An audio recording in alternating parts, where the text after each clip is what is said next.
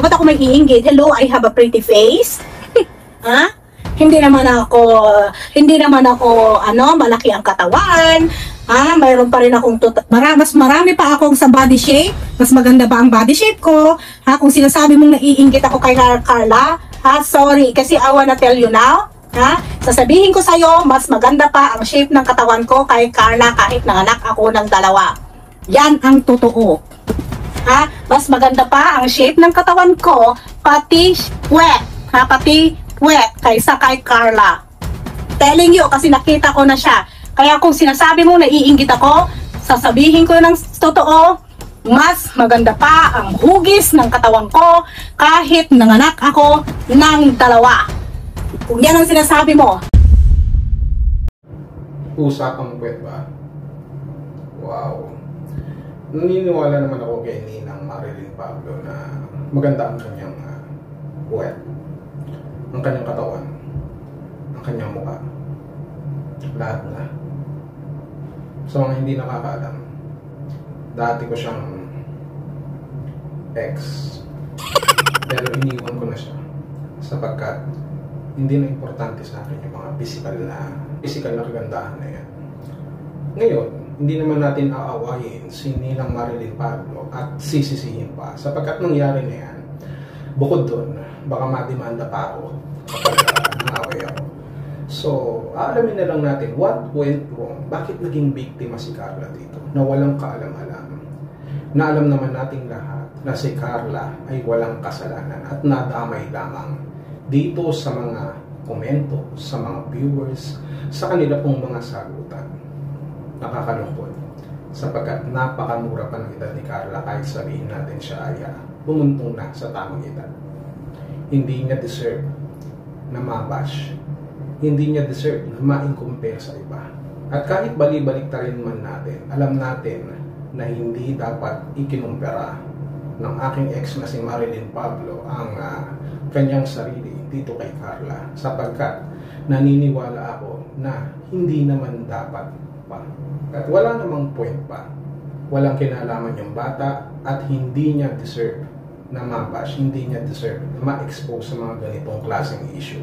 At ako mismo, naniniwala ako na itong si Ninang Marilyn Pablo, alam niya kung ano ang kanyang pagkakamali. Alam niya kung saan siya nagkamali. Alam niya na that moment, she lose everything. She lose her temper. Kaya nga, sa ating pong titulo ng ating pong paksa, malamang titulo na paksa pa, ng ating thumbnail ay sinabi ko na Marilyn TV nawala ng puwet. Pagdating sa usapan ng puwet, well, expert tayo dyan. Ngayon, anong ibig kong sabihin na nawala ang puwet ni Marilyn TV o ni Ninang Marilyn Pablo? Ganito lang yan. Puwet stands for the following. Number 1, P for the letter P. Nawalan siya ng patience, pasensya sa kanyang mga nababasa dun sa comment section habang siya ay nagla-live.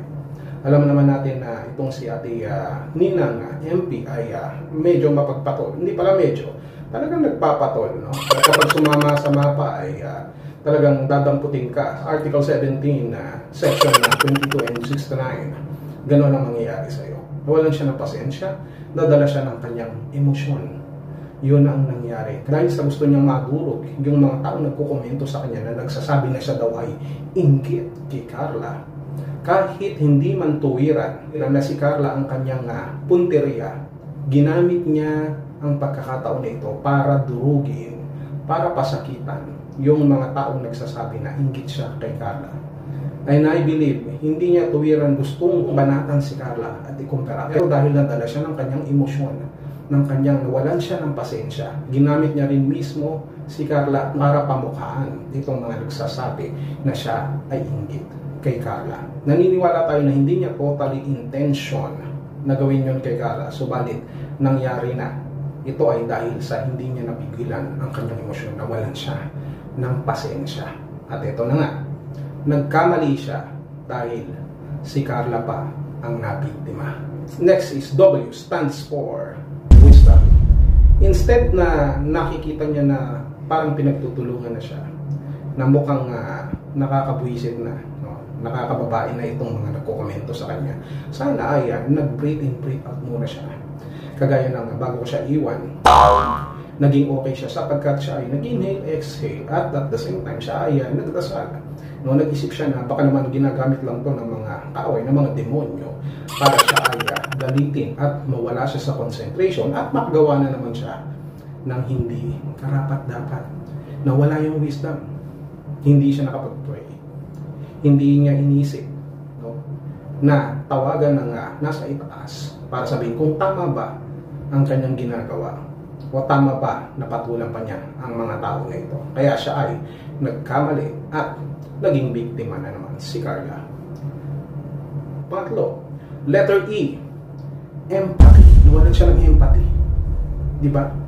Kung yung iba dyan, nawawalan ng empanada, corny. Nawawalan ng empanada.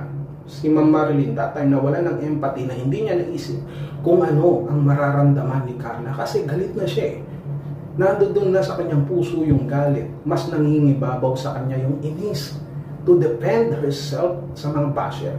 Kaya hindi niya naisip na yung kanyang ginawa, yung kanyang pagkukumpare kay Carla, ng kanyang figures, ng kanyang kawan, kagandahan, at kung anumang meron siya, hindi niya na naisip na marami ang magdaramdam.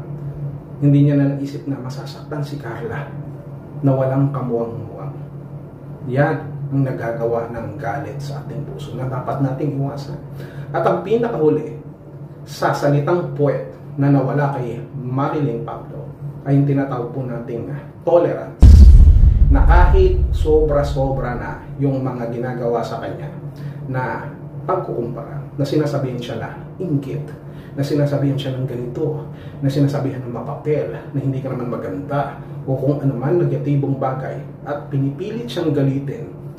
Up to the last point, dapat napigilan ni Marilyn TV yan. Nagkaroon siya ng tinatawag nating tolerance, na sa kabila ng lahat ng mga tao na ayaw sa kanya, nandoon pa rin na inintindi niya, nandoon yung tinatawag nating maximum tolerance. Sapagkat kapag wala tayong lahat ng ito, nawalan tayo ng puwet, ng P-W-E-T, delikado yan. Kasi, mahirap yan. Baka ang nangyari, kapag ikaw ang humahawak ng nuclear bomb, dahil sa galit mo sa isang tao, wala kang pakialam kahit pasabugin mo ang buong lugar. Madadamay ang mga bata, madadamay ang mga inosente. At iyan ay gagawin mo dahil lamang sa iyong inis, sa iyong galit, dahil sa may gusto kang patunayan. Hindi pa huli ang lahat. May pagkakataon pa. Lahat ng sugat ay naghihilom. Lahat ng issue ay naglalaho. Kaya, kung ako kay ex-Marilyn Pablo, mag-sorry ka na lang. Mapapatawad ka pa ni Carla. Siguro mapapatawad ka pa ng ibang kalingap na supporters. Pero sa akin, wala nang balikan. Pass is pass. Ganun lang yun.